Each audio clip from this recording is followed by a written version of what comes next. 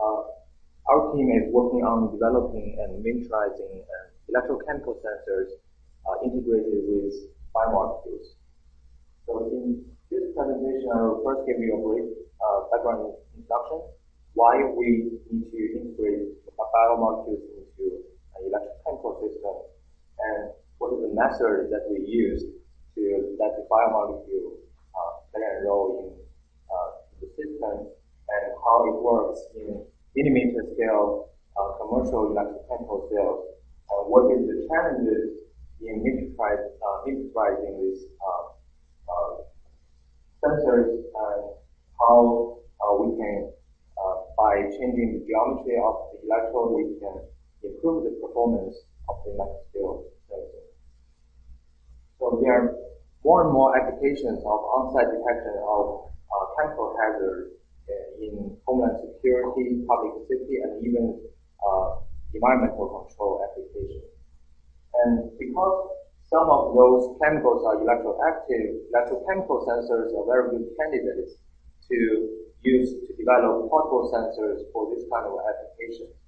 For example, target that we are talking about today is TNT, which is a widely used chemical explosive, and it is electroactive due to nitrogen reduction. There has been some research on using electrochemical sensors to do TNT detection in nitro water samples. So we can, by looking at the reduction peaks, and we can quantify the concentration of TNT in the solution. The current challenges with electrochemical sensors for TNT detection is the selectivity. Nitro group also present in also in some other nitro-aromatic compounds, and relatively speaking, the reduction peak on the potential axis is relatively wide. So in order to distinguish between different nitro-aromatic compounds, we need to add some other mechanisms to improve this selectivity. And also we are dealing with on-site detection.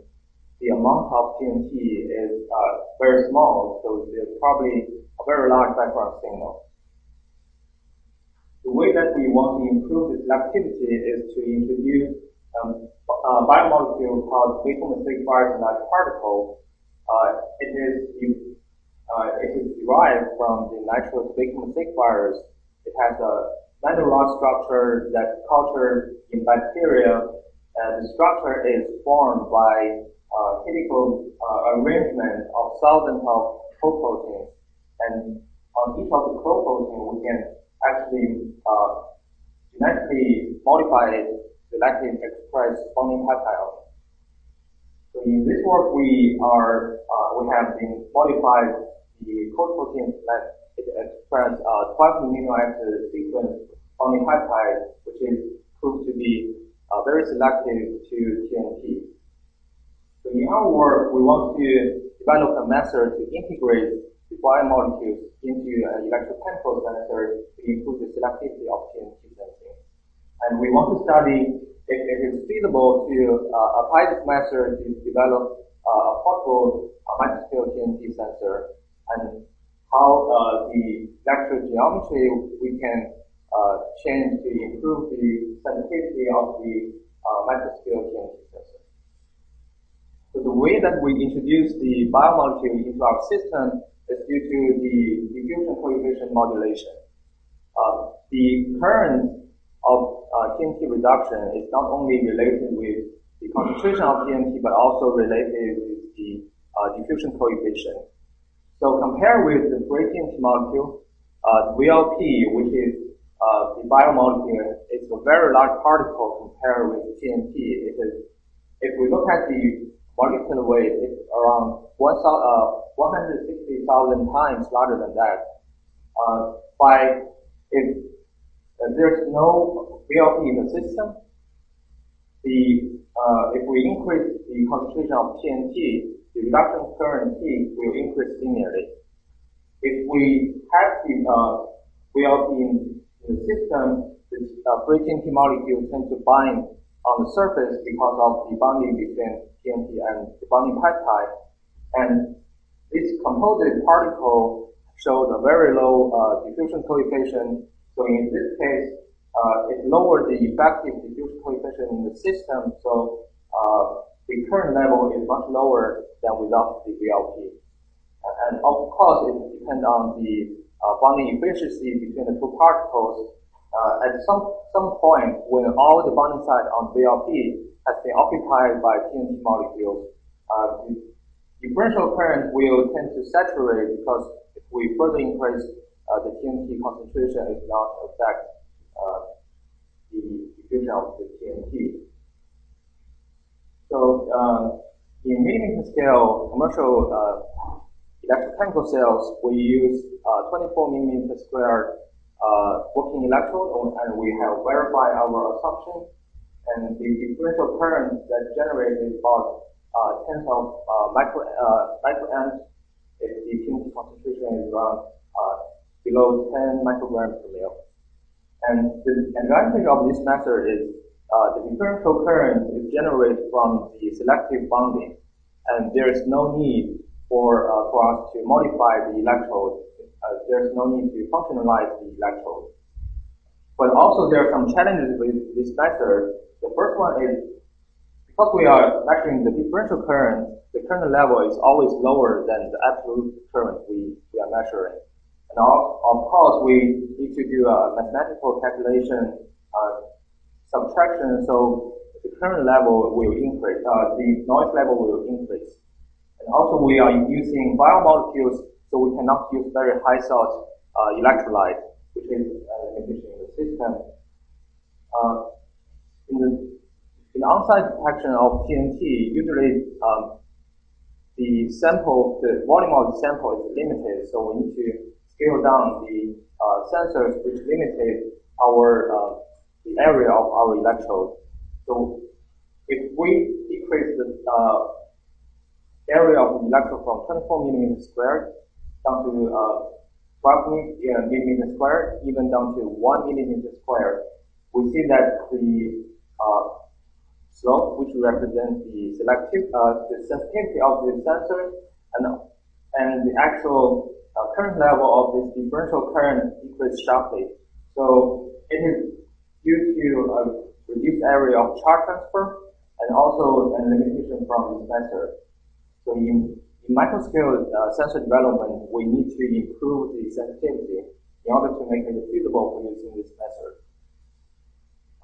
In microscale, the current in the electrochemical cell is more related with the geometry, because it is right above the electrode, because the electrode is tends to be coplanar, and we are trying to decrease the solution resistance to improve the sensitivity, so that the overpotential we apply can actually contribute to generate the electrochemical reduction current.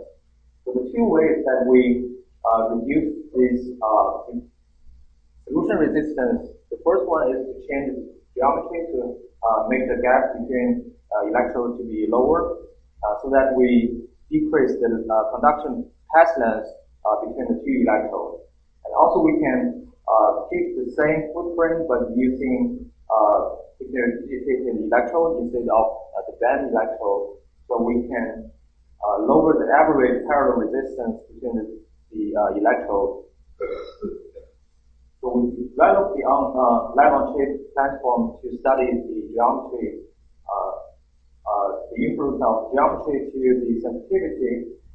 We designed an array of microscale electrochemical cells on silicon. We use gold as our electrode material.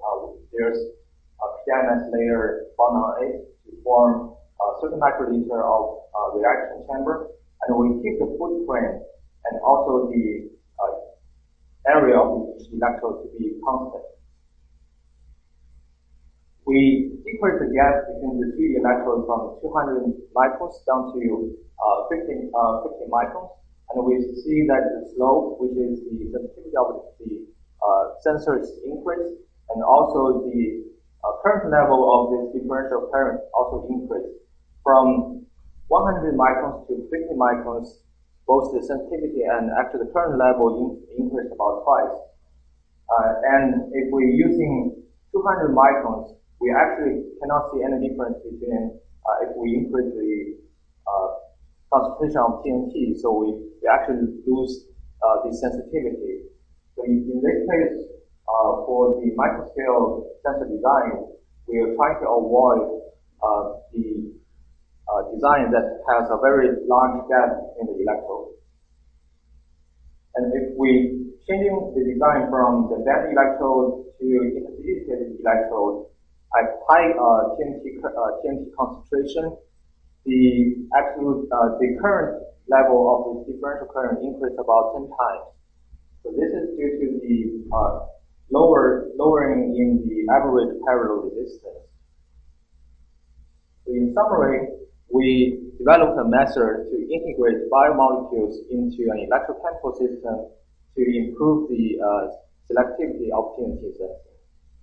And the challenges with this method is that the differential current is highly dependent on the sensitivity of the sensors, and the integration of biomolecules also limits the use of our electrolyte.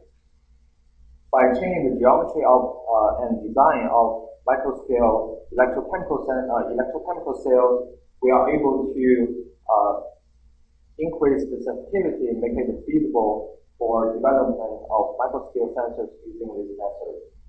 And in the future, of course, we haven't approached to the limitation of microfabrication. We can even make an even finer structure.